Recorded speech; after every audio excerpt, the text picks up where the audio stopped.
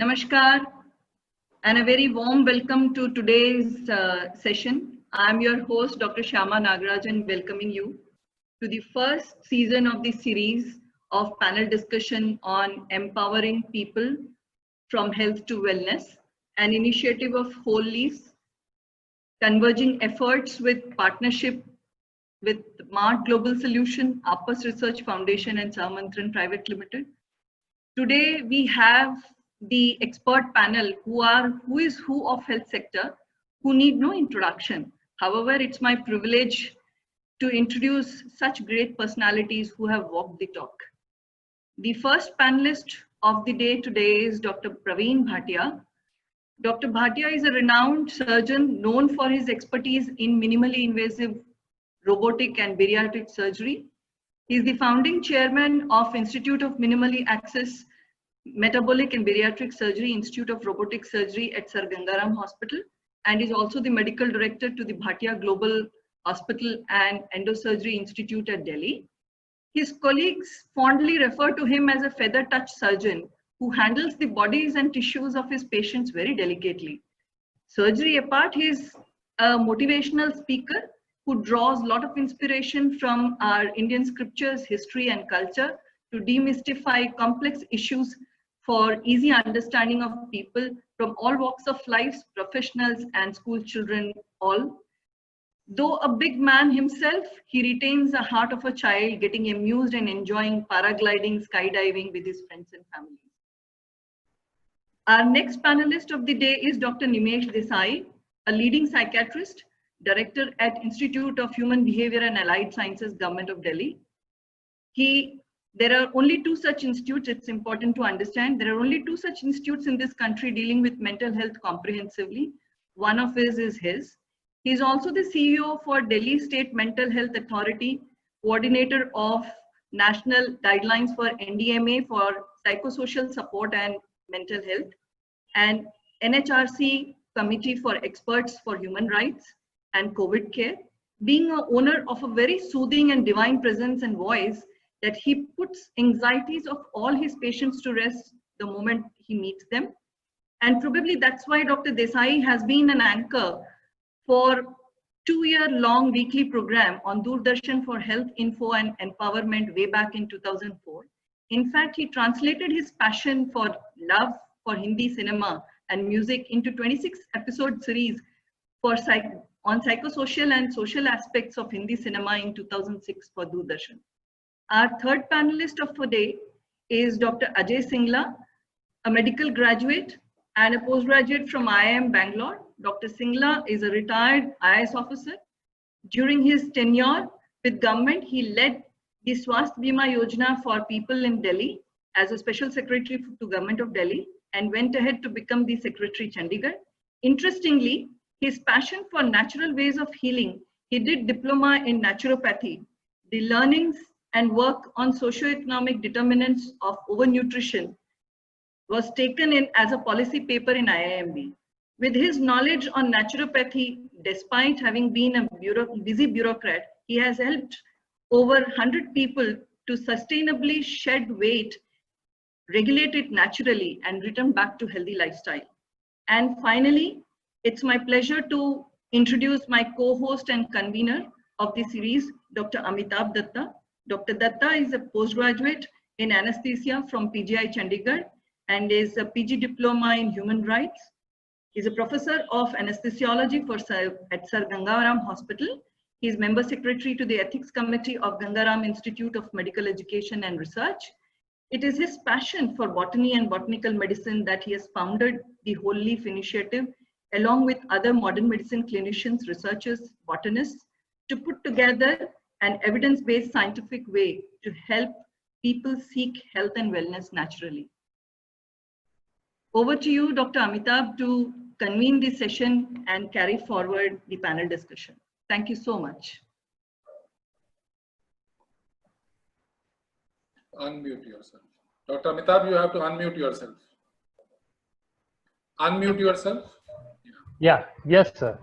Thank you, sir. Thank you, Dr. Shyama. I'll take a little time to introduce the context of today's meeting. And this is the first webinar of the webinar series we are trying to put in place for understanding health and wellness. And it is we are going to approach it in a more systematic manner rather than going about it randomly. So directly jumping into what is health. As per WHO, health is a state of complete physical, mental, and social well-being, and not merely the absence of disease or infirmity. In contrast, wellness is optimal health and vitality, encompassing physical, emotional, intellectual, spiritual, interpersonal, social, and environmental well-being. So, if you see closely, the components are largely the same. Health also has physical, mental, and social aspects, and wellness also has physical, emotional, and social aspects. So, what is extraordinary in wellness, and why wellness and health are different from each other, but still interrelated? So, wellness have intellectual, spiritual, interpersonal, and environmental component to it, which leads to a person interacting with his own inside world and the outside world at the same time, and look forward to health and wellness. So, what is the difference between health and wellness now? It is the emotional, intellectual, and spiritual components. But if you can put it together, it is converted into how we feel about things. And wellness is one that how we feel about our health. So wellness can also be defined as a state of staying healthy and feeling the positivity of it, irrespective of the state of medical health one is in currently. So state of medical health may be disease-free status. A person may be having an illness but not receiving any treatment, having an illness but compensated with the treatment or uncompensated on treatment, or survivors like trauma survival on rehabilitation. Then there are cancer survivor on palliative care. In all, wellness is a dynamic process which involves activeness.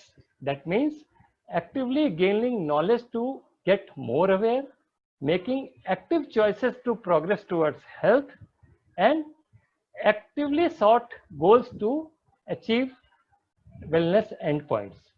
But if you see how now this dynamicity is related to health, that means health is a consequence of active wellness, which is a day-to-day practice, and the status of health is a day-to-day consequence. I can say that wellness is a long and continuous day-to-day journey which leads to good health on a day-to-day basis. So it's up to you how we feel. If we feel negative about our health, we may be ill, and if we are feeling positive about our health, it is wellness. So I will stop here now with the message that nowadays people are running amok to random wellness measures, but what is required is a systematic and insightful approach to wellness such that it results in good health each and every time. Thank you. Thank you, Dr. Amitabh, for that brief introduction and a lucid one for the series. Just to inform the participants, we will have such sessions once every 2 months going forward, the entire year, and we will have experts like Dr.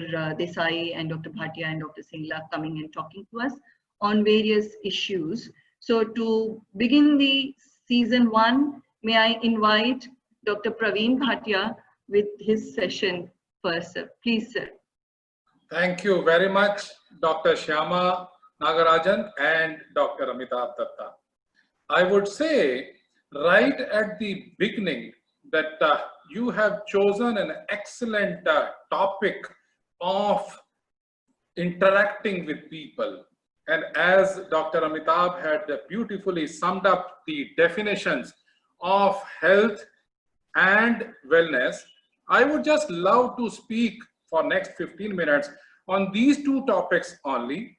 And first, most important thought process is healthy self.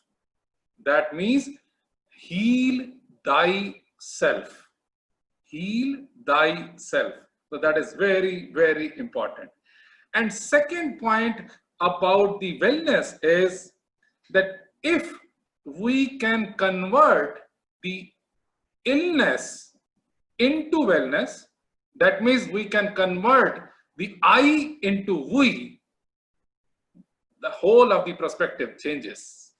So I would be spending few minutes on one, to remain healthy, one has to be physically healthy, mentally healthy, socially healthy, and it is always, somebody asked that what is happiness? And happiness is that if the people around you are happy.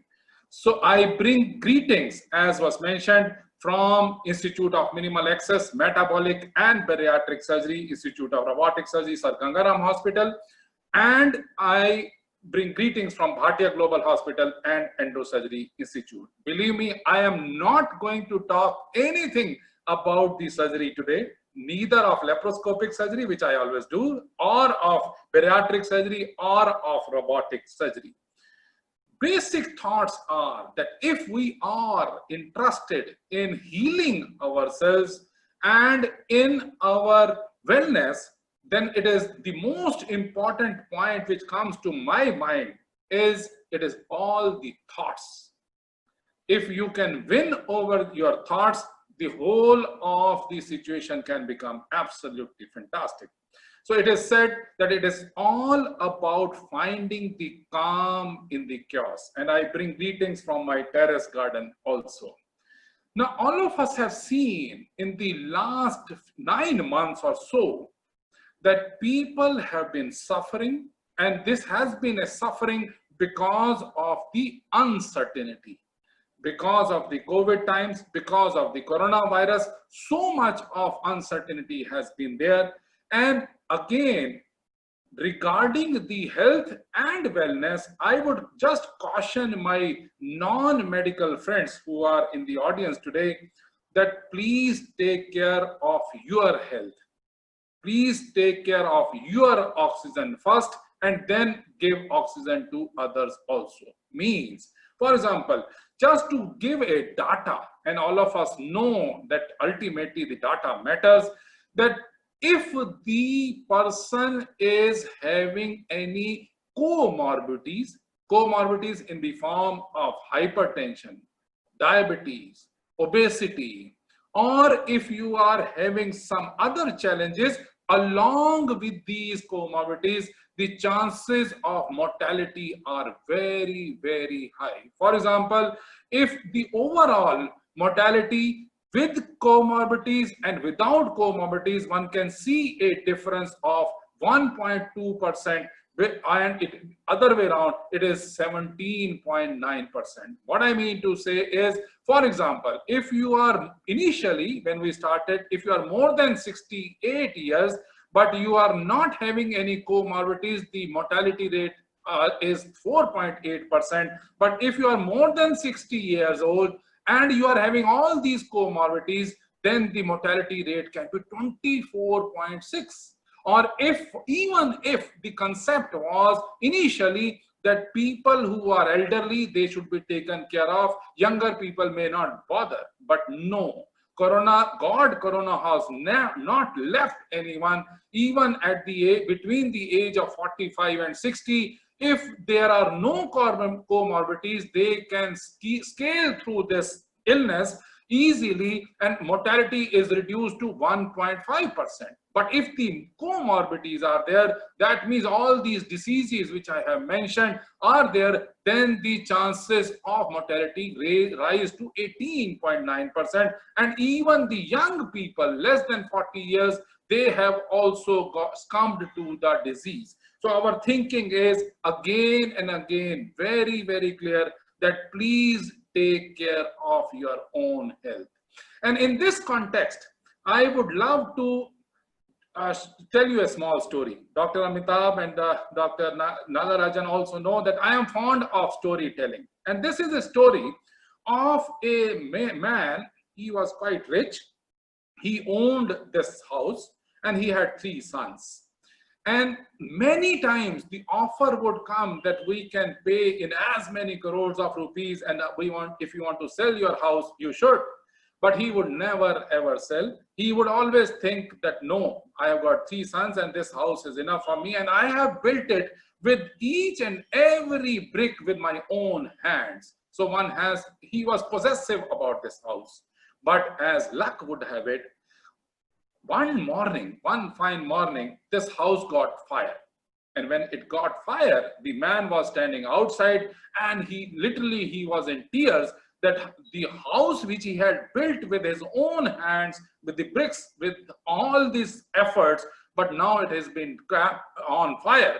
Similarly, more than 1,000 people from all over the city also collected there, and they were, I would say that they were just enjoying, or they were laughing at that this rich man's house has also been on fire, and now everything is being doused to ground, and you can see. Suddenly, one of his elder son came and he said, "Papa, why are you crying?" He says that, "You can't see my house is on fire and you say that, why are you crying?" "No, Papa, yesterday only I made a deal and this house has been sold."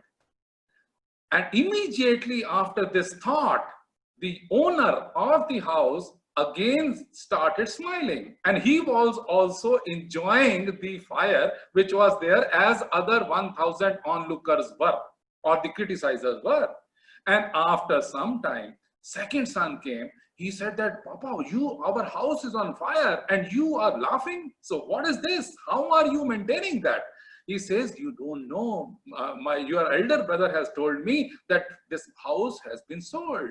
He says, "Yes, I know this has been sold yesterday only. We could not tell you, but he has given just the partial amount. Bayana, as we call this in Hindi. So he has given small amount only, so you never know." And immediately after this thought, again the Seth Saab, or the owner of the house, started thinking, now I am the owner and the person is not the owner, because he has paid a very small amount. And he started crying. He was looking at the kitchen that is also burning, and everything will be dazed to the ground. And then the third son came, said, "Papa, don't worry. You don't have to cry.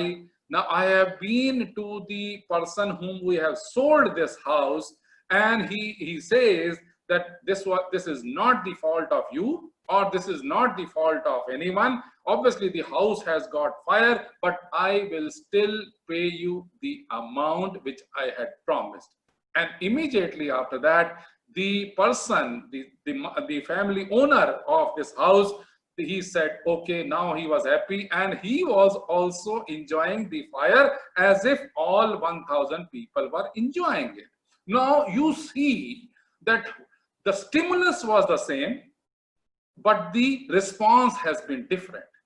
Once he was thinking that he is the owner of the house and the house has got fire, he was sad.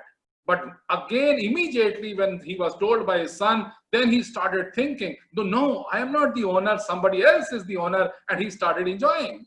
And third stimulus was remaining the same, that house is on fire, full stop. But again, because he had promised that he would get the same money, so he started enjoying it. What I mean to say, in life, such kind of crisis would come, but if we stay positive in this calamity also, that is going to make a difference. And we call this as stoicism. Stoicism is stone-like calmness. So as Albert Einstein had so beautifully said, adversity introduces a man to himself. And in every calamity, there is an opportunity. So I would put it this way, even if the house has been fired, but if the thoughts were positive, he was positive. If the thoughts were negative, he was negative. So in this kind of situation, I always say that it is the God Karuna which has descended on earth, and it wanted to change the environment, purify the Ganga, or and asked us, God wanted us to do the introspection. And if we do the introspection, all of us have realized that this was the time, and this is the time that we can spend with the family, with the children, and then we should be in the development of our own self also.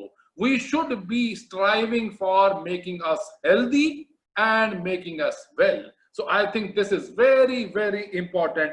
And can you imagine, similar story was there in this with Thomas Alva Edison. All of us know the positive side of Thomas Alva Edison, but his factories, 8 factories also got fire in December 1914. And at that time, he came out of the 9th building which was on fire, and he told his son, go and call your mom. Charles said that how can it be all our factories are being burnt to death or razed to the ground, and you are remembering my mom. He says that your mom must not have seen such kind of fire.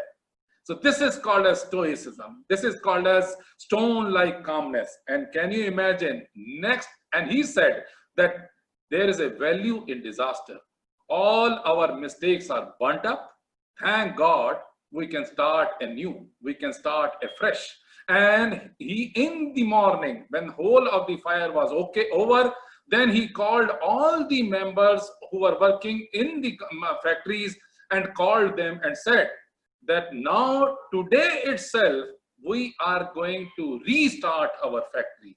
So you go and find out that where are the instruments available, where are the machines available. He asked somebody to, where is the money available? We have to start the factories today. So what I mean to say, in this era, in this time, we have to remain positive, and there is a chaos. There will be a chaos, but if we are positive, then definitely this problem will also pass. Believe me, this is not the first time that this kind of crisis has come on the world. Can you imagine that in 1914 to 1918, in the World War I, 22 million deaths had occurred. In 1914 to 20, again, 50 million deaths were there because of the Spanish flu, and so on and so forth. And all of us remember when our parents tell us about the Indo-Pak partition, that 2 million deaths were there and 14 million people were displaced. So what I mean to say, we should remain calm.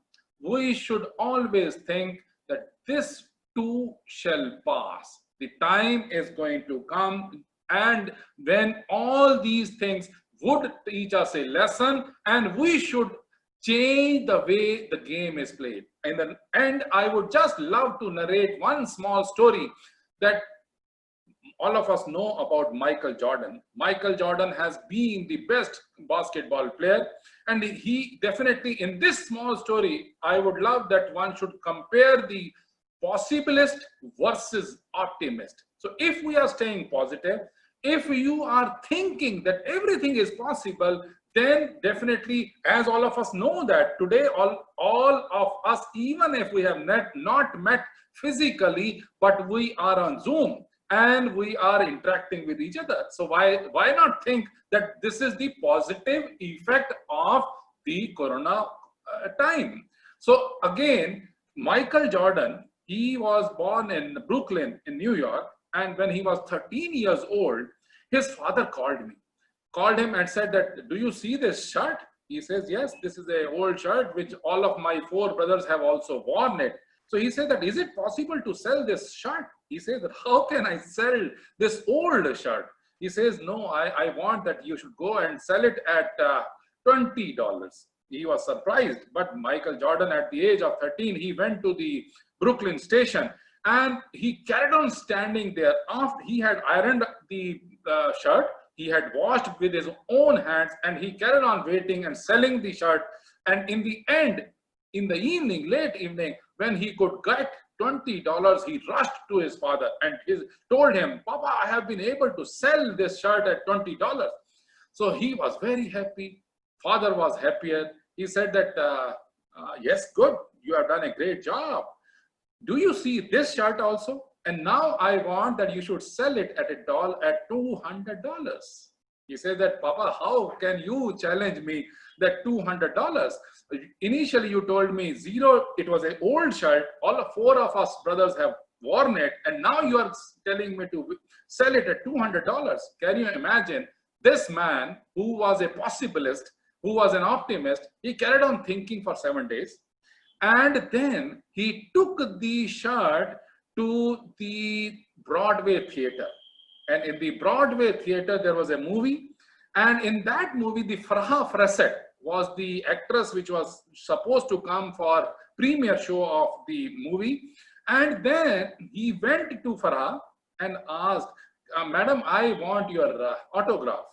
She says, yes, why not? You are looking to be a young boy, so why not? He says that, Madam, if you don't mind, can you give me an autograph on this shirt? She says, yes, why not?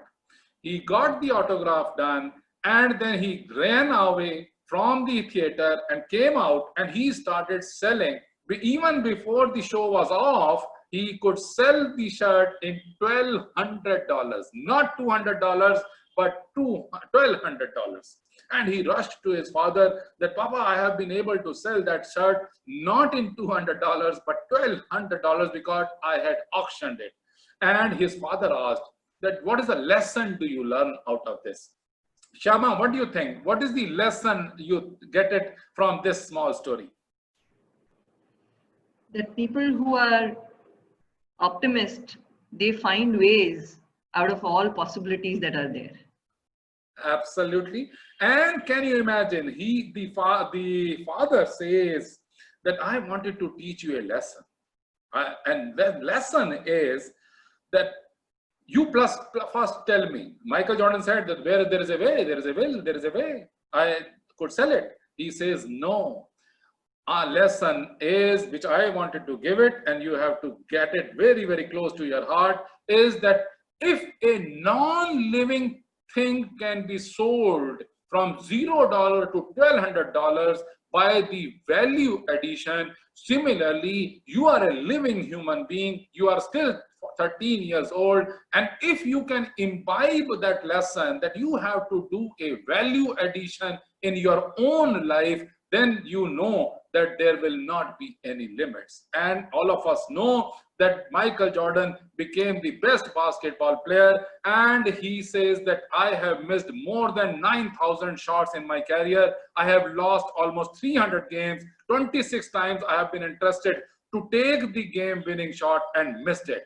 That means that he had practiced so much that he could add on the value, and ultimately he became successful. So our thinking is loud and clear that if you want to improve your health, first take care of your health, first take care of your comorbidities, one, then take care of the people around you. Make sure that they also understand that, and in this COVID time, the comorbidities have to be reduced to minimum. Life isn't about finding yourself. Life is about creating yourself.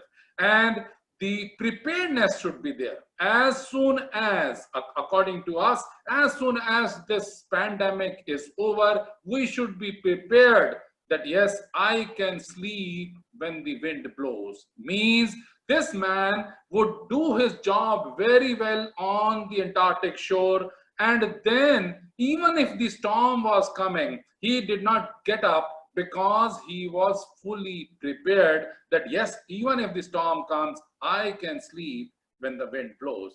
Thank you very much for your kind attention. Definitely, in the interest of time, I would not go further, though I have been telling good number of such kind of stories to motivate people that this is the time. Please look within yourself. As in Punjabi also we say, पोथियां तो बहुत पढ़ ली पर अपने अंदर कभी झांक के नहीं देखा. मुझे लगता है कि this is very, very important that we should introspect in our own self. One, we should do the physical exercise for at least 45 minutes. Sir जाए पर सैर ना जाए, सर जाए पर सैर ना जाए. हरकत में बरकत है, जान है तो जहान है. Thank you very much. God bless you all. Thank you. Thank you very much, sir, for that lucid elaboration and your stories, the way you make it so easy for people. I would now be inviting Dr. Nimesh Desai, but before that, can I just inform all the participants? Is just to inform the panelists that we have more than 42 people already there on with us, listening to us. And participants, I would like to suggest that we will have a Q&A session towards the end of the discussion by the panelists. So kindly post your queries on the chat box. I'll take them towards the end. Thank you very much. Over to you, sir. Thank you, Shyama. Thanks to you and Amitabh both. Pardon me for my sore throat, but I guess I'll get the idea across. It's good to be with Dr. Praveen Bhatia and Dr. Ajay Singla. Dr. Singla being a long-time friend. Thank you, Shyama. And I must say, this is a good beginning. Health and wellness webinars is a good idea, especially from people like you and Amitabh. What I must say is that, like Dr. Bhatia said, he's not going to talk about surgery. I'm going to talk about core psychiatry or mental health issues. Let's stick to, with my training in public health and social science orientation, I have some ideas about the topic that you have chosen for the series and especially for today as a kickoff, health and wellness. And my first bombshell, if you like, is that I think, with the fullest respect to the organization and the historical position of that time, I think it's time we start questioning and strongly attacking and getting the world to review that definition of health that Amitabh recalled. For some years, in fact, quite some years, much before COVID, for quite some years, from my own experience in psychiatry with clients and in medicine and surgery, in the interaction, I have believed, and this is only getting more and more convincing to me, that this whole idea of, what we all celebrate, physical, mental, social, is great. My difficulty and my strong reservation, if not more, is with the first part of the definition. Health is not only absence of disease, which directly or indirectly conveys that if you have any disease, then you can't be healthy. Thereby, as Amitabh and Dr. Bhatia brought out very well, you can't be well.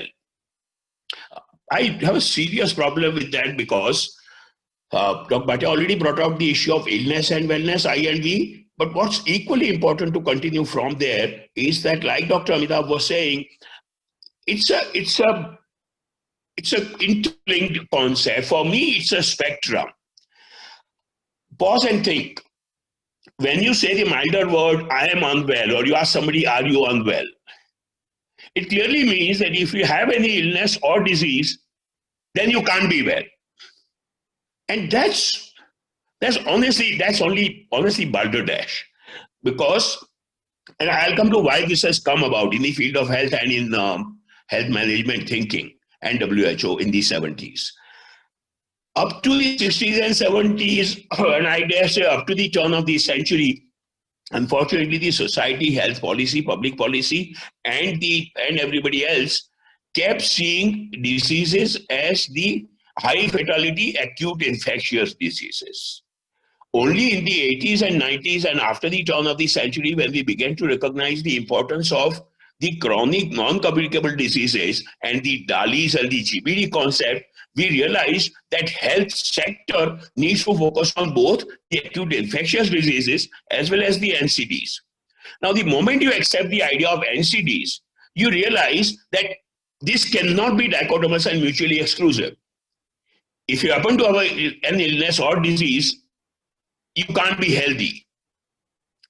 My idea over the years and what I've learned and I try getting across to clients and public policy groups is that what we need to refine is the central idea of remaining well, remaining healthy despite having an illness or disease. Like Dr. Bhatia spoke out, there are a lot of predisposing factors to the for mortality that we are unfortunately seeing with COVID. They are all basically non-communicable diseases. I want to go a step further. I really want to say, as I've realized in my sessions with clients of psychiatry and medicine and otherwise, perfect health is a utopian concept. Even the best of the athletes, even the best of the young, healthy people actually do not have perfect health. It's our huge error that I think we made nearly 50 years ago to see the two as mutually exclusive, two sides of a coin. I am with Dr. Amitabh when he says that they are interlinked. I want to carry that concept further, that they are essentially on a continuum. What we need to train our patients and clients and population in general, I repeat, is to be healthy and to be well, even if you have a disease or an illness. Sure, help-seeking behavior is important, adherence to treatment and whatever else, allopathic or any other school, is important, but the mental set, and this is where my psychiatry and psychology public health interface helps. The mental set from micro to macro through meso needs to be to remain well even if you have a bit of a health problem. To look for perfect health is utopian. Like all utopias, yes, we need to strive towards utopias, but we need to understand that utopias by definition do not exist and cannot exist. We really create a lot of trouble unknowingly, unintentionally by seeing these two as mutually exclusive or dichotomous. From there, let me come to the issue of current situation. Again, not to get into the details of mental health, and I'll come to that towards the end for a minute or two. Essentially, that NDMA guideline that Dr. Sharma referred to, we all worked for about 2 years. I was initially a part of the medical preparedness working group of the NDMA, and then we put together a guideline for psychosocial support and mental health care. And that had experts from many fields, many institutions and experiences. What we first realized, and we've documented in that guideline, is that in any disaster situation or epidemic like this, reactions can be so varied and reactions can be almost so universal that almost any reaction is to be considered normal to a grossly abnormal situation. This situation is abnormal. If Sharma or you or I, any one of us, feels anxious or feels worried, that's normal. As long as it is dealt with stoicism, as Dr. Bhatia referred to, scientifically also referred to in social sciences as resilience. As long as the situations are dealt with by resilience, they can be dealt with effectively. The moment society or science, medicine or psychiatry starts treating those reactions as abnormal, the error begins. Let me quickly give an example.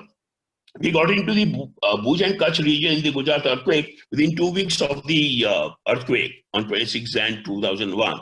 And besides the initial work for the first few months, we had a long-term project for 9 years that we looked at PTSD, that I'll come to some other day. 99% of the population in Kutch region had serious obsessional fear about entering the building, their own house. And we debated this a lot amongst ourselves, ICMR IBA's team, with NIMHANS teams and with the local health authorities. Should we consider, by textbook, it would have met the definition of obsession. Should we diagnose them as OCD and start medicines? And we said to ourselves, no, we will not do so. Within a few weeks, 4 to 6 weeks, and 3 months on, 12 weeks, majority of the people became all right with merely the social support that they got and some amount that they got from the mental health teams. If we had made the error of diagnosing OCD so early, that would have been so much in the wrong direction. Similarly, in tsunami, the fishermen as well as their spouses had such phobic fear about venturing out to sea after the tsunami for the first few weeks or months. Fortunately, the local Tamil Nadu government, our ICMR team, and many of us did not see that as a pathological phobic state. We saw that as a normative reaction to a grossly abnormal situation. Come down to 2020. Almost all of us. There cannot be anyone across the 7 billion plus population in the world who can claim to have not been psychologically affected one way or another by the current pandemic. The way we might handle it, like Dr. Bhatia said so well, might have been different, and that could have helped. But the experience of one or the other psychological nature significantly disruptive or very cannot be denied. we do not need to label and start medication, or even medical doctors or nurses or psychiatrists need to start seeing it as pathology. That's my point number 2. The third point, my friends, is that in the period of April to June, under the Supreme Court direction, we will all remember those television images of migrant labor on the expressways. And you will also recall that on 31st March, the Apex Court had asked all states to start looking into their psychological needs. To prove a point that I am so convinced about by now, even more than I was before 2020. Our teams went into all the 11 districts of Delhi, and over those 8 weeks, we studied and helped about 53,000 people. Believe you me, friends, the rate of psychiatric disorder or the rate of psychological distress or symptoms was no less or more than the general population. Now pause and think again. Here is a group of people who were at the lowest ebb of social ladder to begin with. They had a terribly anxiety-provoking experience in terms of the epidemic, especially the initial part when none of us knew anything about the science of it. They had an impulsive situation where they all acted, came out on the street, wanted to walk back home. Many state governments, under the supervision of the Apex Court, actually got out to see that they get shelter, they get food. Once the basic needs were taken care of, and you actually have a dialogue with them and say, look, you and we happen to be in the same boat to a great extent. This is a scientific uncertainty that we all have to live with, as Dr. Bhatia said so well. They were all right. Now, if people in the migrant labor temporary camps could have that resilience, there is no reason why all of us across humanity do not have and cannot have that resilience. With a minute or two left to go, I say that, Shyama, hopefully some other day we'll talk about the specific psychiatry and mental health issues. I have today avoided that, but I just want to break one myth. There is a lot of talk about mental health epidemic after this epidemic. In line with what I've been saying till now, I want to clearly say that there is going to be no mental health epidemic. Yes, and we'll perhaps talk about this some other day in the subsequent sessions. Is there a need for focusing on mental health systems as part of the health systems? Yes. Is there psychological distress? Is there a need for psychosocial care? Yes. Is there a need for social strategies that will help people feel better? Again, to go back to Gujarat for a minute, fortunately, the then CM, now the PM, and his cabinet and the state government was very open to our interactive suggestions about not providing direct help so much as generating employment. What was done that time was strengthening of the health systems, generating employment. Those were the positive strategies. As the old English saying goes, give a man fish, he will eat for a day. Train him how to fish, he will eat for his lifetime. So what we need to do is, again, from micro through meso to macro level, not only have positive outlook, as people have said already, but also have policies which are more empowering and self-strengthening, increasing the resilience that human beings already have. And in South Asia, particularly India and South Asia, that's even better than the Western world. And so besides the physical immunity that we all carry for whatever good or not so good reasons, there is a huge advantage of resilience that we have, even better than the Western world. In the end, I'm sure there'll be a cure, as Dr. Bhatia said, but let's also face the fact that for next 6 to 12 months or 18 months, the possibility of a biological vaccine or biological vaccines is a bit far out. What we need, ladies and gentlemen, is a set of behavioral vaccines. All these desirable behaviors that we are talking about, I see them as behavioral vaccines, especially those three: hand hygiene, mask, and social distancing, with everything else that goes with it. I will stop there for now, Shyama. Thanks so much. Thank you very much, sir, for that lucid elaboration on mental health and how it should be seen, and how today we should see the current situation of anxiety not as a mental disease but a normal reaction. I think that's very well said, sir. Now we'll move to Dr. A.K. Singla. Sir, over to you. Thank you, Dr. Shyama. Thank you, Dr. Datta. My greetings to Dr. Bhatia and Dr. Desai. So let me share a presentation, a small presentation.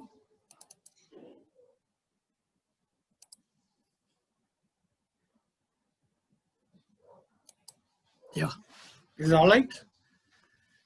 Good evening to all. Let me begin with something that overweight and obesity is a global problem. There are countries in the world where more than 80% of the population is overweight or obese. America is almost nearing 50% of the population as clinically obese. And we all know the reasons: lack of adequate exercise, perhaps which is an outcome of service economy. While we were Homo sapiens, a 30,000 years old species, this modern man, majority of the time we have lived in jungles as hunter-gatherers. There was no question of lack of exercise and no question of overfeeding. Then came the agrarian economy. We domesticated plants around 12,000 years ago and domesticated animals around 7,000 years ago. That brought in more demand on calories. In the early industrial economy, human beings used to work for 16 hours, 1/6. And of course, the amount of calories required and the emphasis on calorie-dense foods, that is how it came in our lives of Homo sapiens. And of course, over-ingestion, as I said, calorie-dense foods. As hunter-gatherers, we would eat meat or fruits or vegetables or nuts or tubers, over. Nothing more, nothing less. Then came grains, more calorie-dense. Then came milk, calorie-dense. Came sugars, 100% calories, no nutrition. Now, what to do? There's a multiplicity of diets. Many people, even in India, India is thought to be a low obesity country, but no. Asians suffer from the same problems at 23 BMI, while rest of the population, rest of the countries suffer at 25. From that parameter, more than 20% of Indians have obesity or overweight. And India has been a diabetic capital of the world in 2004, as early as 2004. Now, people talk of 1 meal a day, and there are 6 meals a day diet. See the range, 1 meal a day to 6 meals a day. There is intermittent fasting, eat in 8-hour window, 16 hours is nothing. Low carb diet, crash diet, liquid diet, GM diet, Atkins diet, whatnot. And main problem is sustainability. People start, but somehow, because this is extraneous, this is not intrinsic. The learning has to come from within. So diets fail. And failure of exercise only generally does not lead to weight loss. This is well known in our research. If we exercise, there's more hunger, we tend to eat more, and body also relaxes after exercise, and metabolism falls. Now, what is the natural alternative? We simply cannot go back to our hunter-gatherer ways, probably. But what is the basic problem? We have to identify cravings and hunger. How do we eat? Do we eat by hunger? No. All other animals ate by hunger. Hunter-gatherer Homo sapiens ate by hunger. Even agrarian economy Homo sapiens ate by hunger. We are eating by cravings. Or we are eating by what? Which is given to us by industrial economy. Or we eat by social pressure. We have gone to somebody, we are in a party, so we eat. It's not hunger we are responding to, which is a natural instinct of every being. Another concept I would like to clarify here is a gastric emptying time. We, the doctors, Dr. Desai, Dr. Sharma, Dr. Bhatia, all doctors, they will vouch with me. Gastric emptying time, average gastric emptying time is 4.5 hours. of a normal meal. Of course, it would vary. If it is a very heavy meal, it might take 5.5 hours. If it was only an orange as a meal, it might be 1.5 hours. But average meal which we eat is generally is 4.5 hours. And we all know that it is a stepwise operation.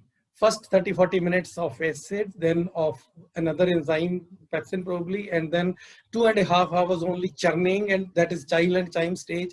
And then after 2.5 hours, it slowly starts passing on to the small intestine. Now, if you disturb this gastric cycle in between by putting something else, you had your breakfast at 9 o'clock, 11 o'clock, 10:30, it is at a certain stage of child chyme and mixing of the enzymes. Then you put a samosa and a huge cup of tea with sugar and milk in that. You decide for yourself. I don't say anything. You decide for yourself what will happen. Either the earlier food is going to be over-digested or the later food is going to be under-digested, period. There can't be, both cannot be synchronous. Now, let me take another thing. Historical perspective of number of meals. For how many meals do we pray? Be it a Christian, be it a Muslim, be it a Hindu, be it a Sikh. Bhagwan do waqt ki roti dete rehna. 2 June ki roti dena. Give me 2 square meals a day. When did we pray for 3 meals a day? Hunter-gatherer ate by hunger. Agrarian economy people had only 2 meals a day. It is industrial economy which brought, that is 16-hour shift industrial economy which brought in 3 meals a day. But now it is only 8-hour shift. It has reduced over time, right? And service economy doesn't need calories. So where is the question of 3 meals a day? Why can't we eat 2 meals a day and pray 2 meals a day to be healthy? Simple, very simple. Another thing, old age traditions. What did Buddha, Mahavira, religion and all rishis told us? Nothing after 5 o'clock. Buddha says nothing after 5 o'clock. In fact, Buddha to his core disciples, to general population, nothing after 5 o'clock. To core disciples, nothing after the sun moves on the other side. Mahavira said nothing after 5 o'clock. All rishis said, in fact, one rishi, Swami Rama said, a heavy and late dinner is inviting yum to your dining table. To that extent. I'm just taking tidbits from the perspective. Now what to do? Here is the most important thing of my today's 15 minutes talk I am going to tell. Do a 10 days experiment with yourself. You all have heard breakfast like a king, lunch like a prince, dinner like a beggar, but never lived with it. I'm sorry, never lived with it. Follow it. Breakfast like a king, lunch like a prince, dinner like a beggar. Whatever breakfast you have been taking, take. But please take in one sitting. Don't take in 5 sittings. Morning, you had big tea with milk and sugar, with a lot of this and crap. And then after an hour, you sit for your paranthas and whatever pohas and whatever you eat, or egg or salamis, whatever, and etc. No, sorry. Take your breakfast in a single sitting. Before that, you can take black tea, green tea, black coffee without sugar, without milk. And trust me, if you take black tea, green tea, black coffee for 4 days, 5th day, you will not be able to take tea or coffee with milk and sugar. Trust me. I have seen hundreds of patients, people reporting to me that. Right?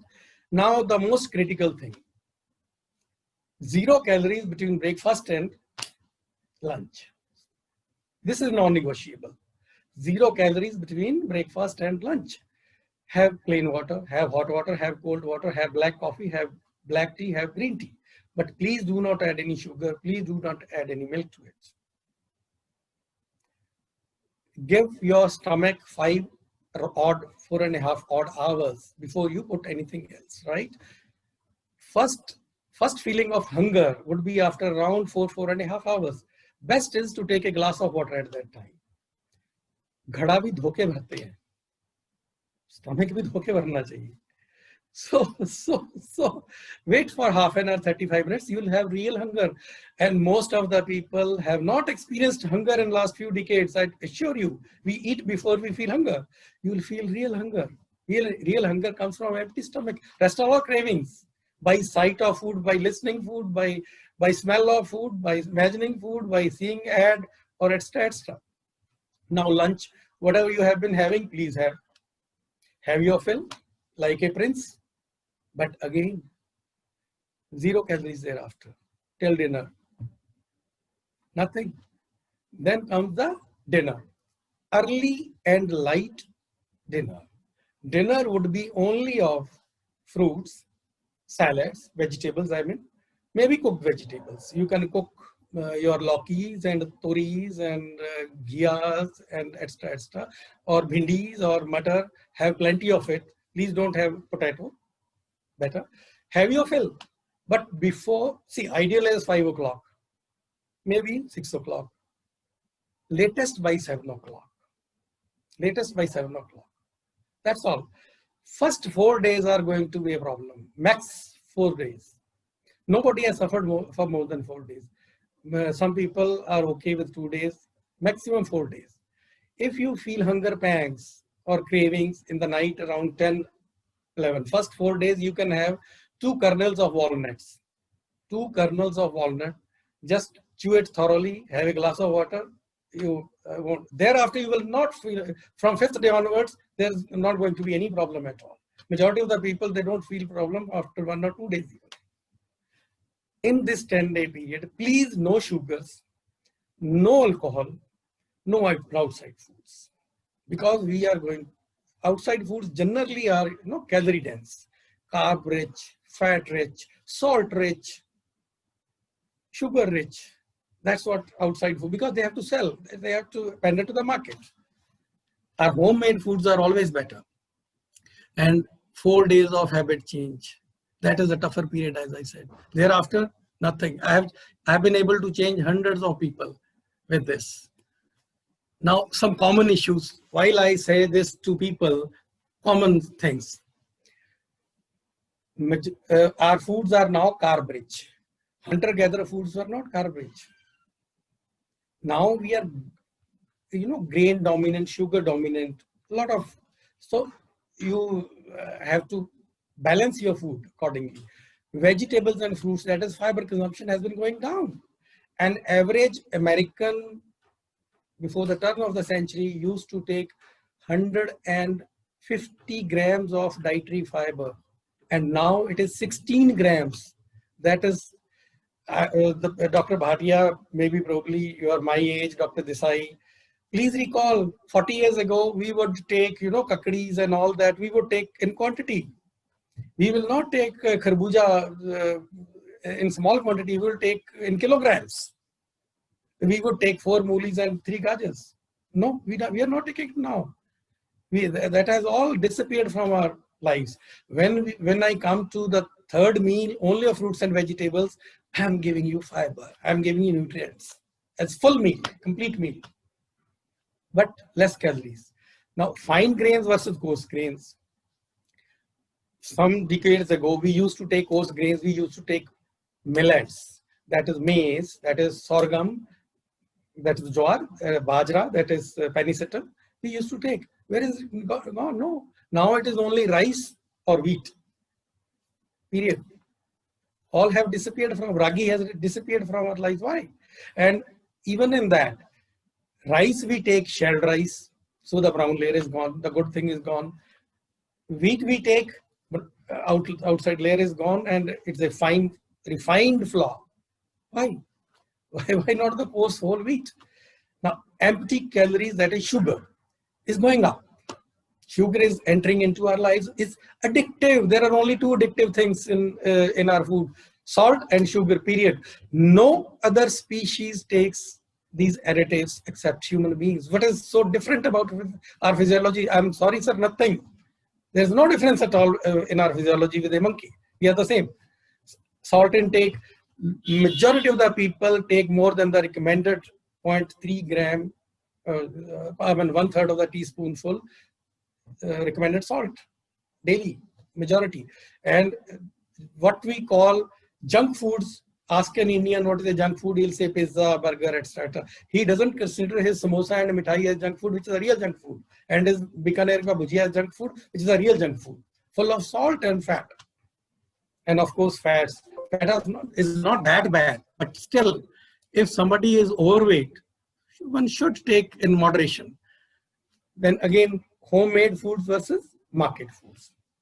Market foods are rich, calorie dense, have to be avoided. But see, if your whole meal, lunch is a piece of pizza, is a pizza, it's all right. It's a regular Italian meal. A burger is a regular American meal, no problem. Majority of the Indians don't consider these as full meals. These come in between. Lunch bhi kar liya aur 4 baje burger bhi kha liya. That's not acceptable. That's not acceptable. Milk. Ask yourself a question. Which other milk is only a mammal phenomenon? Which other mammal takes milk after weaning period? What is so special about us? What is so special about our genes? Homo sapiens did not take liquid milk till about 2,500 years ago. Rearing of animals is only 7,000 years ago phenomena, mainly for meat. Milk came later, that too dahi in the form of curdled milk. Liquid milk has a problem. Now, rhesus monkey has a gene. If you give after weaning period, rhesus monkey baby, even mother's milk, the child will have problem. He'll have diarrhea. That gene is very well present in us, but about 2,000 years of liquid milk intake by Homo sapiens, that gene has got suppressed. But still, you check out on research.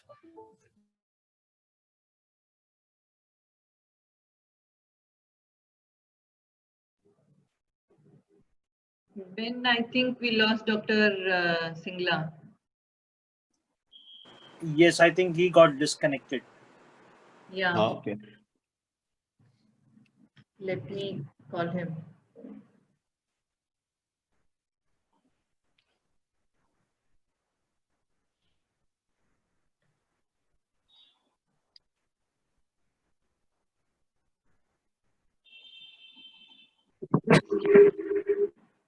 Meantime, you are calling Dr. Ajay Singla. I would definitely second the thoughts which he was having about the obesity and about living and diets. I would say that chini, chawal, चिकनाई, चिंता, चारपाई सब छोड़ दो तो definitely obesity can be prevented. चीनी, चावल, चिकनाई, चारपाई, चिंता छोड़ दो तो definitely you can push off the obesity.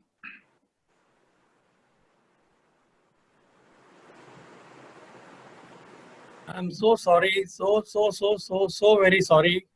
My power conked off in between. Let me. That was ridiculous on my part. So please resume, sir. No issues. Yeah. I can't find my. Just a minute.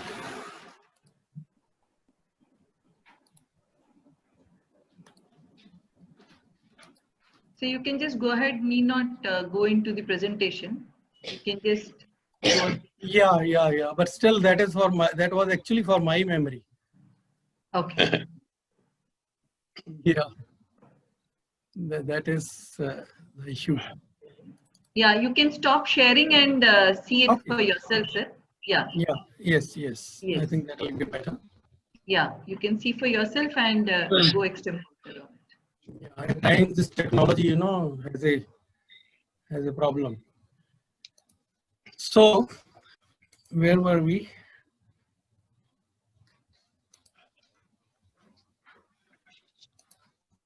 Yes, we were on milk. Yes. In Homo sapiens also, After 17 years of age, the production of lactase is very, very, very low. It's compromised from 4 years to 17 years. Lactase production slowly goes down, but our body somehow adapts. We can never know. Still, see, one of the most common food sensitivities is milk. We don't know, but this is it. Best way is to withdraw milk, especially liquid milk, from your diet for 10 days, and you will know. All may not be sensitive, but it's a big problem. Next is wheat. Wheat has a very high glycemic index, and further refined flour will, of course, it will have. Now, I would suggest people who are listening to me to try to read a book, Wheat Belly, by Dr. William Davis. He is a cardiologist, eye-opener. The polyploid wheat which we are eating today, maybe, as he claims, is playing havoc. And wheat sensitivity is far, far more common, especially low-level sensitivity, local sensitivity of the intestine is far more common than is known to us medical professionals. And alcohol. Majority of the people who take alcohol, they do not count the alcohol calories. So, if you must take in the dinner at 7 o'clock, please take only 2 small and think that these are calories, and take only salad with that. Leave everything else. And you'll find the difference in a few days. Yes. Now, see, I am talking in general, but this is a very deeply ingrained habit, Dr. Desai. This is into virtually social genes, I call it, eating and habit and notions about food. Individual counseling is required. Talking here on a broader platform is 1 or 2 may be able to experiment and really do it and grasp it fully, but it needs individually tailored session. That is how I've been able to help people. Okay. Now, in last about 5-6 years, I have been able to help a lot of people to change from within. Let me tell you what are the benefits of this kind of dietary regime, which I have been able to see. One is sustainable change in habits. The one who has done after 10 days, they say, now it's all right. We don't feel, we feel lighter. We now know the difference between cravings and hunger. We have recognized the real hunger, and cravings are gone. And there's a gradual loss of weight. Only if somebody is overweight. Few of my people were actually thin, they were not overweight. They did not lose a single gram. One of them even gained 2 kg. But he lost his headaches forever. Metabolic load was causing headaches. The disturbance in circadian rhythms and the synchronicity between circadian rhythms and metabolic rhythms was causing that. Within 10 days, there's a gross difference in energy levels. The feeling is feeling of lightness. The feeling is of more energy. Sleep, Dr. Desai, almost everybody reported better sleep. They reported that we feel sleepy by 9 o'clock, 9:30, 8:30, and we have automatically started getting up by 5:30. And they automatically started exercise. I never exercised in these 10 days, but everybody started after 5 days. Lipid profile drastically changes. Glucose levels drastically changes. Some unexpected benefits, I would say. 3 people lost their migraine forever with this change. 1 person was cured of long-standing skin disorder. I never expected it. It was not for that, but he lost. His skin was perfectly all. I still can't explain that, how it is connected. So that's all I would say. One of my doctor friends, she initially didn't listen to me. She was a diabetic. At times her glucose was 50 and at times it was 200. And she was hospitalized with hypoglycemia and all that and had a lot of problems, but she would never listen to me.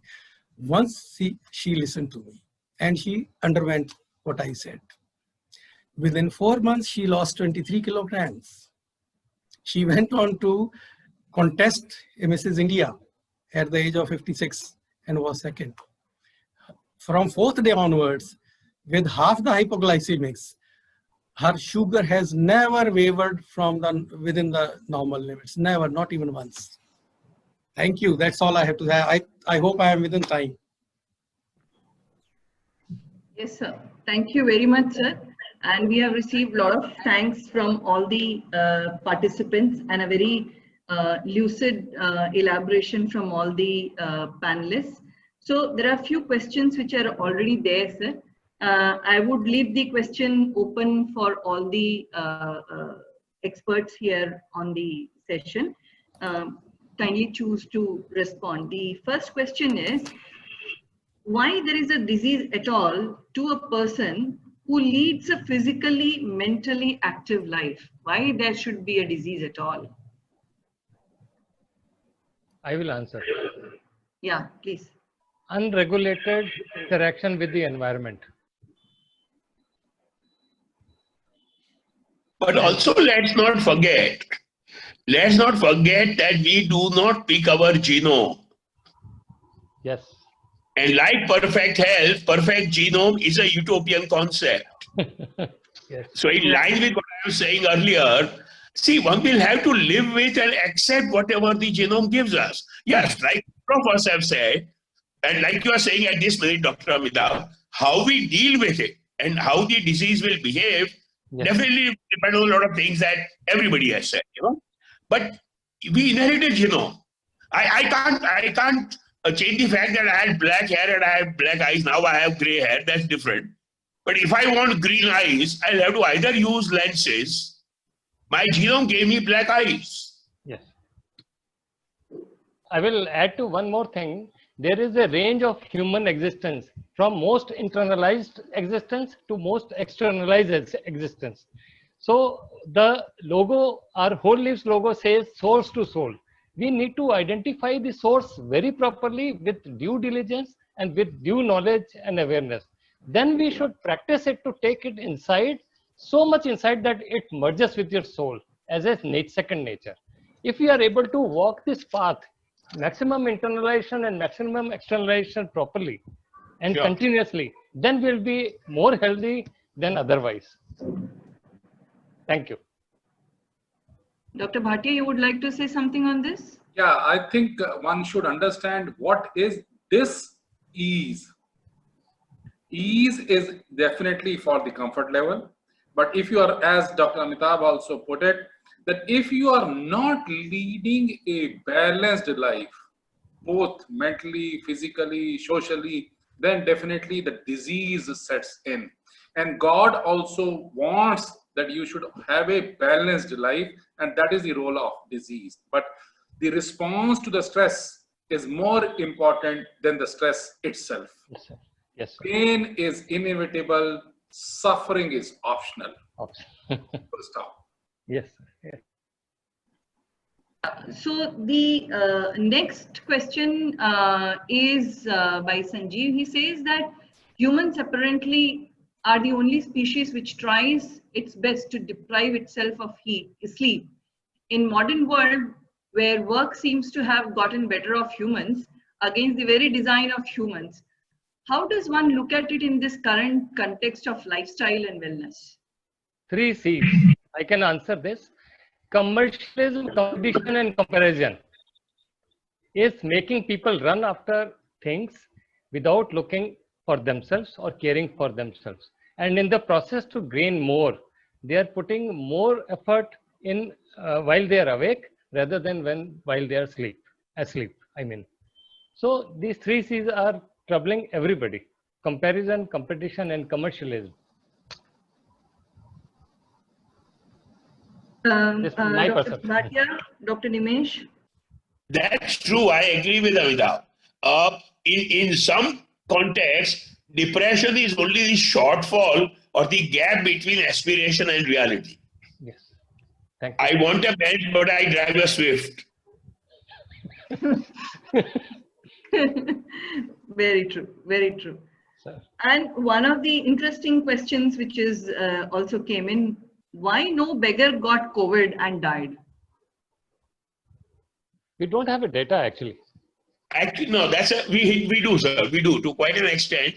Even from that work, and not only Delhi, Maharashtra, Mumbai, Chandigarh, I know my friend did there. Some state did follow up on what Supreme Court had said. Okay. And so not complete. There is some data on that. And like I was saying on the chat, there is both the low infectivity rate as well as the low fatality. I guess it's like I'm very fond of saying, and I really like views on that, both the physical immunity and the psychological resilience. Yeah. Let me say this, go out on a limb and say, and don't get me wrong, Dr. Singla might actually not agree with this too much, and I'm not supporting anything, but that habit of eating the golgappas at the roadside khomchawala, and the negative part of how our hygiene and environment has been, unfortunately, is of some help right now. We, the urban upper middle class Indians, are not as strongly immunity based for these infections as the other classes. And so I think there is some evidence already for both low infectivity and low fatality rates, but more views on that. Yeah. So there is one more question as to milk and dairy products are not so necessary for good health compared to plant food. So do you Want me to answer? Yes, please. Sir. I was saying that. See, that's again, think for yourself. Your cow gives a bucket of calcium and, so-called good food out every day, but has not taken a single tablet of calcium. Bone density is a function of bone use. And number 2, vitamin D, that is sun. And calcium deficiency is so rare. It is only in the calcium deficiency that calcium additives would help. So plant life is multifarious. It has everything. Your apple or your banana or your whatever has almost all nutrients, all calcium and magnesium and sulfide and sulfate and nitrates. Everything is there in that. And how did Homo sapiens survive, by the way? How do monkeys survive? The same physiology. It is a construct. Sugar is a construct. Salt is a construct.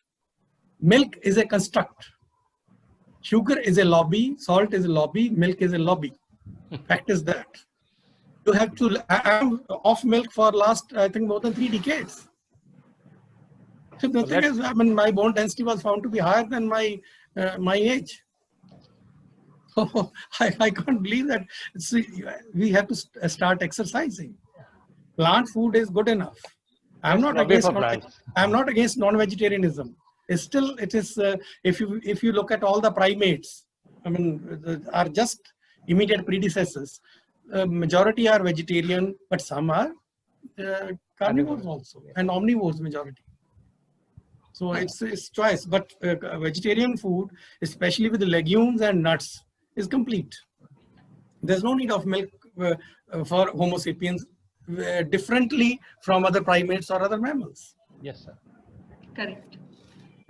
I completely agree there, sir. I think most doctors will agree there. And I think most doctors will also, I wish there was a pediatrician here. I am not a practicing pediatrician, but I can say that lactose intolerance is generally seen in children because of a lot of consumption of milk, and propensity to cough and cold also increases with intake of milk at night, casein with kids. Yeah. So there is one more for you, Dr. Singla, that is, there's a basic level of information which is missing as a part of awareness as to how we propose to do or make ourselves aware. What is that one do? And that was a very good question. How do we make ourselves aware? I know there's lack of awareness.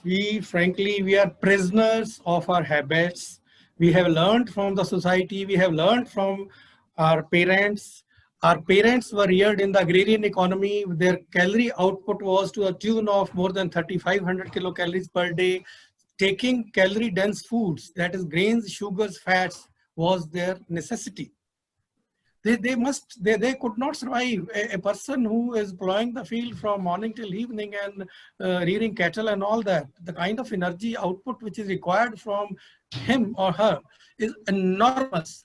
So without you can't plow a field with cabbages and cauliflowers and apples. I'm sorry. You have to take fat, you have to take sugar, you have to take jaggery, you have to take milk, and you have to take grains, fine grains, sure. But our service economy people like Dr. Desai, like you, Dr. Bhatia, me, our calorie output is hardly to the tune of less than 1500 kilocalories per day. If you take calorie dense foods, from where your fiber would come, from where your nutrients would come, from where these bad foods would crowd out good foods. So there's no space in our life for other than natural foods, that is fruits, vegetable, maybe some rice or something, or nuts. The good thing. Yeah. So lack of information. See, one, as I told, it's individual session. You have to deprogram the person. We are programmed. I have seen one of my surgeon friends. His wife has so much of notions about pinnies and mithais and ghee and milk and sugars and all that. Her daughter is 135 kg. She is a dentist, but her mother will not let her go. She is a prisoner. Dr. Desai would probably bear with me. I call these as social genes, the learned behavior, but so heavily impregnated into us. It is worse than the DNA. So you have to come out of your prison yourself. I can't bring you out of your prison. You have to do the 10-day experiment and see the miraculous results. That's all. Yes. Then you become your own teacher. No information would be required. कल से नवरात्रे start हो रहे हैं, मैं हिंदी में बोल रहा हूँ. आप मेरा नवरात्रा कीजिए, ठीक है? सुबह जो आप में आपके धर्म में अलाउड है, वो सुबह खाइए, एक बार बैठ के किंग की तरह खा लीजिए, कोई दिक्कत नहीं. लंच आप बैठ के कीजिए, जो आपके धर्म में अलाउड है, कोई इशू नहीं, ठीक है? इन बिटवीन कुछ नहीं. और शाम को 7 बजे से पहले फल सब्जी से पेट भर के, and within these 7 days you are going to have miracles, I assure you. I have seen it in so many people. So no information would help. It is self-observation. Yes. You will find your energy levels going up. That is what would hook you. Information would be, again, it will be doctored. Information would be individualistic. Your own learning is pure, 100%, no issues. But Dr. Shyama, I would say in this context that everything which is important is moderation. One should not be extremist. And second thought is that take half of the meals at the time of the meals and no meals in between the meals. As Dr. Singla also presented, no meals in between the meals. And third most important aspect is resist the temptation. Most of us start gaining weight or start gaining so many vices if we are not able to resist the temptations. Our thinking is that yes, one should, as we age, we should learn how to resist the temptation, how not to overindulge in anything for that matter, and that will be a good, healthy mix for wellness. Thank you very much. Thanks a lot. Thank you, sir. There are 2 more questions that we will take, and then before we wind up. One is how much sleep is required? That's one. And 2, how do I improve my mental health? Probably the second question is too big. I don't know whether we can do justice in this session today. But yeah, the first question, how much sleep is required for a human being? This is a question that everybody asks. Yeah, I would say that it is all individualistic. I sleep only for 4.5 hours, and I have been sleeping only for 4.5 hours for ages now. And it does not affect me, it keeps me motivated. But there are people who would definitely need 8 hours of sleep for a balanced life. So it is all individualistic. One has to set up the mind. And how to take care of the mental illness? I think staying positive and spreading positivity. I think that is very, very important. That if, for example, मैं हिंदी में again doctor Singla की तरह बोलता हूँ, अगर आप दूसरों को मेहंदी लगाओगे तो तुम्हारी मेहंदी तो गाढ़ी हो ही जाएगी, डार्क हो ही जाएगी. कहने का सिर्फ मतलब यह है कि हम हमेशा पॉजिटिव रहने चाहिए और दूसरों को भी अगर हम पॉजिटिविटी स्प्रेड कर सकते हैं, that is the best thing to give the happiness and to have the mentally balanced positive life. Yes, thank you. I would like to say Thank you. Sir, please. sleep is his job. Against? And Dr. Desai would like to respond to sleep requirement, I believe. Dr. Sir, Desai? ऐसा है. Sorry, please go on. Yes, sir. I'm Like Dr. Bhatia said, it is a matter of individual training as you train yourself, surely, like most other physiological functions. Hunger, sleep, basics. But there are also physiologically short sleepers and long sleepers. So the individual variation that Dr. Bhatia is talking about is also to some extent group-based, and one will have to recognize what one genome is and what one can train oneself best for. The happiness and mental health, I guess my colleagues have said enough. The only thing I want to recall is that Vivekananda has said, which I think in 2020 is very useful. Vivekananda had said there are only two things which are really required for being healthy and happy. Hope and sense of purpose. Now, we all need to have a sense of purpose for oneself, family, or humanity, or people around in this difficult time, and have hope. I'm completely with Dr. Bhatia there when he talks about positive outlook and hope. I will add one thing to the whole discussion of around sleep. The thing is that the person who has achieved mental health has stillness of mind while he or she is awake. That means to say, stillness of mind leads to metabolic optimization with the body physiology, with the body function. And when this is in tune with each other, you require less sleep for rejuvenation in form of hormonal rejuvenation, endorphin rejuvenation, and metabolic settlement of the body during sleep. So what I mean to say is, if your mind is still, you have a purpose and you are not affected by external environment too much, then you will require less sleep. And if your mind is running around, your metabolism is not good, then body will require more sleep for rest to get over the metabolic nuisance you have created inside the body.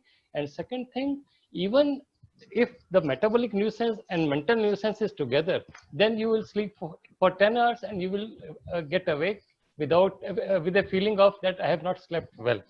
So you cannot have metabolic and mental nuisance both at the same time. It will propel you towards diseases. But if you have one, then you can look into and resurrect that. Thank you. Sure. I would say in this context, only one line, Dr. Shyama. Purpose fuels passion. Purpose fuels passion. Full stop. Yeah. I like to add, Dr. Shyama, here that there have been studies that average sleep of mankind has come down after the invention of electricity, by the way. We are somehow disturbing our circadian rhythms. Yes, sir. We have been sleeping at sunset like any other species, but after electricity, you know, it is all haywire. But the melatonin cycle, probably Dr. Desai would bear with me, has not changed. So that is where we are interfering. Why I am interjecting here is that with the regime of early dinner, almost everybody reported a more refreshing and better sleep. Probably, as I try to explain it, is that now your internal organs are also sleeping along with. Yeah. While you are having your dinner at 9:30 or 10, you are putting your liver and pancreas to job till 2 o'clock in the night or intestine. Now you are having your light dinner at 7 o'clock. Everything is finished by like 9:30 or 10. And that is when you sleep. And then the sleep is more wholesome. People reported getting more fresh and then a lot of energy and they started exercising. I don't know how. Maybe later I would figure out how. But sleep, quality of sleep is very, very important. Yes. Yes. Thank you. Thank you so much, sir. And I think we are coming to the end of the session of the day of our first season. And at the outset, I would like to thank all our panelists for such a lucid elaboration on making active choice to seek health, looking at behavioral vaccines, looking at resilience of human body, looking at creating yourself, value adding to yourself, and not just finding yourself, and talking about not doing binge eating, but eating like a king in the morning, prince in the afternoon, and a pauper in the evening, in the day, by around 7 o'clock. I think these are some of the things, probably somewhere we learned it and we lost it. And I think after this session, many of our participants participate more on this and get their lifestyle and internalize this. But one thing which I felt was, which all the speakers echoed, was you have to stay positive, do what you're supposed to do, accept things. So wherein probably I cannot stop myself from remembering what Bhagwan Krishna said in Bhagavad Gita, karmanyevadhikaraste ma phaleshu kadachana. If you just keep following that and you are not having an expectation and you keep doing what you're supposed to do, and you can stay happy very easily. So it's when we attach ourselves to the desires, to the comparisons, to everything, all of those cycle actually breaks. So may I now thank all the participants who have participated. We had over 50 participants today who participated and actively participated in the discussions. Thank you so much to all of you. I would like to thank all the panelists who took their time out despite their busy schedules, and just with one request from our side, all the three of you, Dr. Bhatia, Dr. Singla, Dr. Desai, you could come on board and speak to our people, which was very good. And we would like to share that we would continue this series. And my thank you cannot be complete without thanking my teammates, especially Mr. Benjamin Matthews and Mr. Palit, who are there continuously supporting us from the back end, and all our admin and IT team who have put this all together. Thank you so much, and look forward to meeting you all again after 2 months. Thank you very much. Thank you to Dr. Amitabh Datta also. Yes, thank you, Dr. Amitabh Datta. Thanks a lot. Yes, thank God you bless so you. much. God Thank bless you.